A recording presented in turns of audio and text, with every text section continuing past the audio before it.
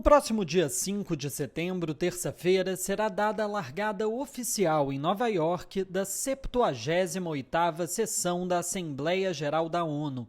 Durante um período de 2 semanas, chefes de delegações podem apresentar visões e opiniões sobre qualquer tema. A parte mais importante começa no dia 19, quando se abrem os chamados debates gerais. O presidente brasileiro, como é tradição, será responsável pela primeira fala aos chefes de Estado e de governo presentes.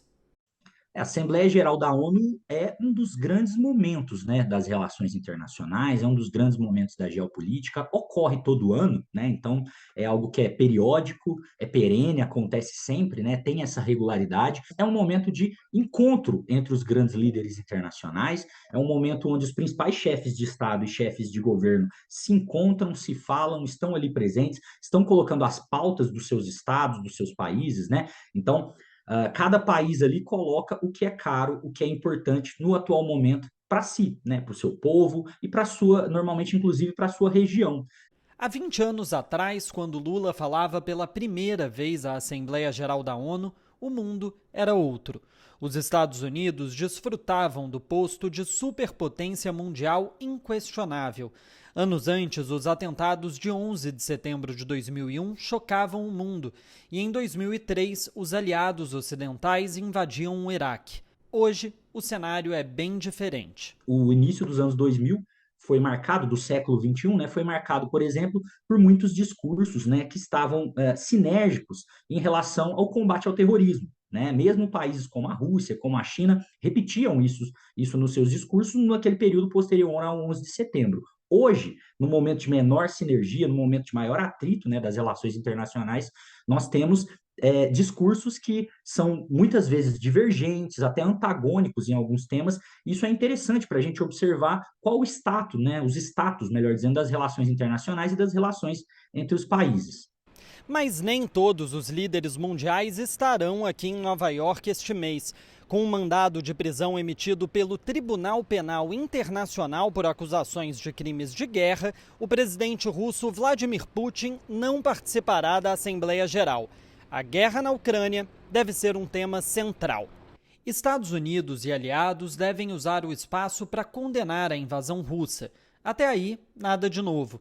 No tema da paz mundial, porém, Lula chega em Nova York com os olhos no Conselho de Segurança da ONU e com o apoio a uma cadeira permanente do Brasil mais consolidado após o anúncio da expansão dos BRICS. Bom lembrar sempre, né? Essa não é uma pauta exatamente do governo Lula. O governo Lula tem dado destaque a ela, sem dúvidas, mas essa é uma pauta do Estado brasileiro ao longo aí das últimas décadas. O Brasil que já vem pleiteando uma vaga no Conselho de Segurança da ONU. Então, sem dúvidas, esse será um tema abordado pelo Lula, né? E será, né, uma forma do governo brasileiro dizer que para a resolução dos conflitos atuais, dos problemas atuais, como a guerra da Ucrânia, como a pandemia, como questões climáticas, é necessário incluir outros atores, né, na discussão internacional e no órgão mais importante.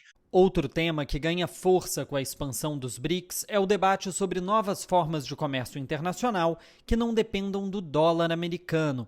O assunto não agrada os Estados Unidos, mas vai de encontro com os valores da própria Organização das Nações Unidas. Que na prática o Brasil, a China, a Rússia, quando abordam essa pauta, na verdade estão abordando uma pauta que é cara, inclusive na Carta da ONU, né, que é a possibilidade da liberdade de comércio, né, o chamado livre comércio.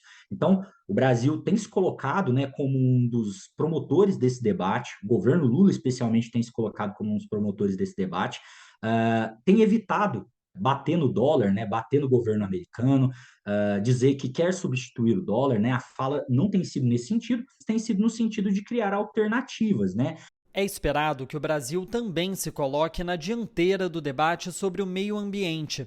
A Cúpula da Amazônia, a Organização do Tratado de Cooperação Amazônica e o Fundo Amazônia devem ser lembrados pelo presidente brasileiro.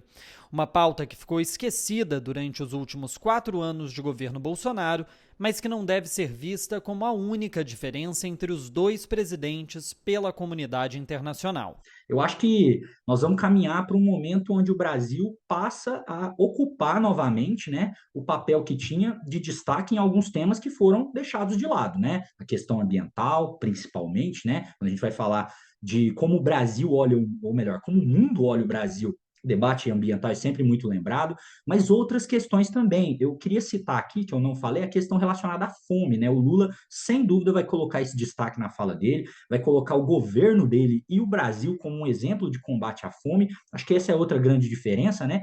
Colocar o Brasil como um aliado dos países emergentes, um aliado dos países pobres, subdesenvolvidos, né? Isso deve trazer, provavelmente, até uma recepção mais calorosa para o governo Lula do que nós vimos nos últimos anos com o governo Bolsonaro. Pedro Paiva, de Nova York, para a TV 247.